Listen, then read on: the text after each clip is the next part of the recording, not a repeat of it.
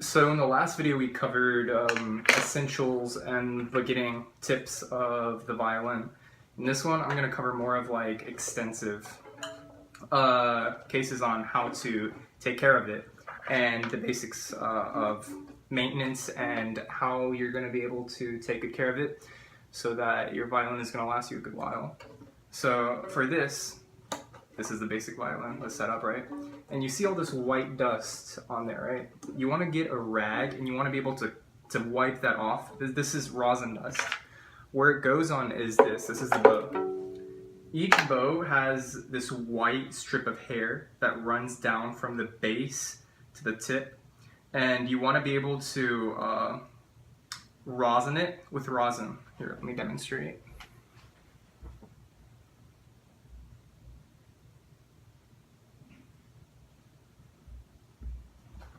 So this is a case that this one comes in. There's hard or soft shell cases. I chose a hard case this time because I had a soft one last time. It just didn't really work that well for me. So rosin is essentially, it's kind of like this hardened, almost syrup sticky texture. And it comes in various sizes boxes. This one is the standard that you're usually going to be seeing in the beginning violins. And usually when you get a new violin bow, this is going to be loose. You see how it runs from top to bottom and it's not really like stiff to be able to play. This is where this part comes in. This is basically the screw that allows you to tighten and loosen the bow. You want to be able to tighten it not too tight to where there's no actual bend and they like run parallel. You want them to be coming at kind of an angle. So you see how there's kind of a slight angle here? How you can still be able to have some resistance against it. Don't touch the bow hair, but I'm just demonstrating. You want to be able to just get that rosin on the bow. And usually you don't want it to be yellow. Like if you touch the bow hair a lot, this film will start turning kind of like dark in my case here. So you want to avoid from that. And you want to rosin it until you basically get about kind of a white texture, and when you play it, you'll be able to hear it. So you hear how it's gonna have that sound. It's because the sticky film is basically pulling against the string, which is basically allowing you to establish and create that sound. And when you want to stop playing and put it in your case, you want to loosen it, like in this case, and you want to put it back into the case. Mine, it's kind of like this, and I'll just put it in like so, and twist the corkscrew here. And inside most cases, there's going to be a hygrometer. This is going to measure like the humidity inside the violin, and basically if you fall within like 40 to 70, whatever unit they measure it in, you're about good. So right now mine is about like 45, which is a bit low on the normal side.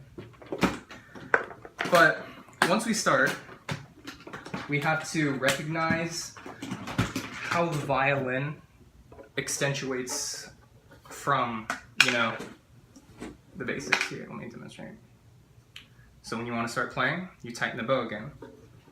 The basic strings are G, D, A, and E.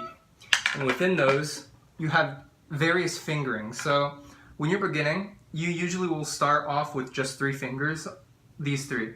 You can have a fingering where 1 is like this, and 2 and 3 are connected, which gives you... And you play that along these 2, the G and the D, to move up on 1 scale. And then when you want to move on to the A and the E strings, you want to have this type of fingering, where 1 and 2 are touching and 3 is separate from the both.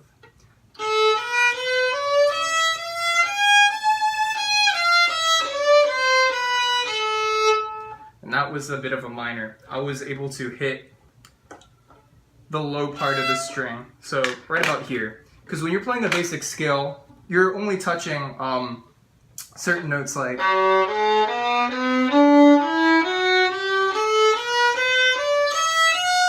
and each of those notes are within a certain range of each other. This is, the positioning is 1, open, 1, 2, and 3. You see how the fingers fall within this? For these two, you go up like such. And when you begin, you want to have masking tape. It's not really masking tape, it's like tape that you put over the strings that allow you to see where your fingers are going to go. But once you pass like the beginning levels and whatnot of like middle school, you'll be able to take it off because you're going to know where all the fingerings are.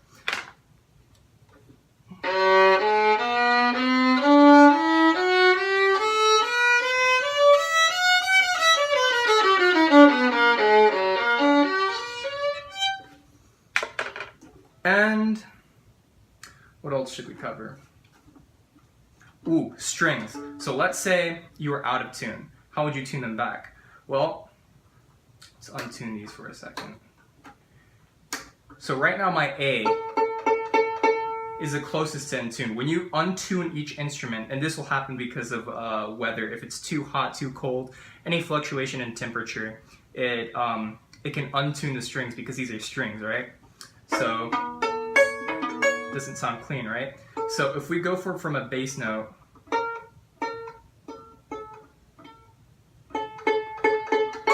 so this is our A string. We want to have each note match. So if you get them in tune and you play 2 notes at once, it should sound right. So that just doesn't sound right, correct? So when you're tuning the pegs, depending on the peg that you have, some may be stiff, some may be loose.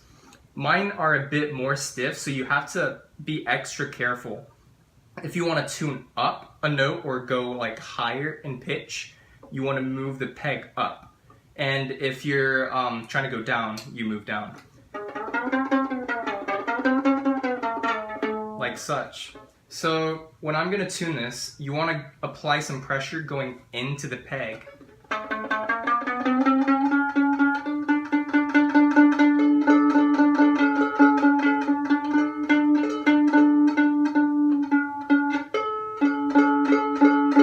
So you see how those 2 notes match a bit. It's still a bit out of tune, but usually when you tune, you're going to have a tuner, a set note that you can base off how your other notes are tuned.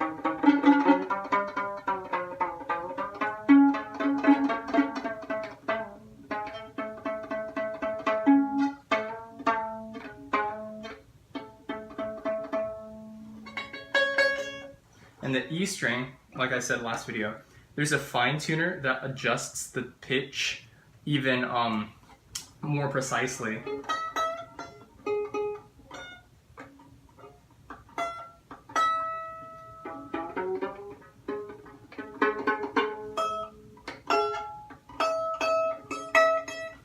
And you see how this fine tuner can adjust to the pitch. So when you get that tuned or untuned, whichever way, you'll be able to know how or when to be able to tune the instrument properly.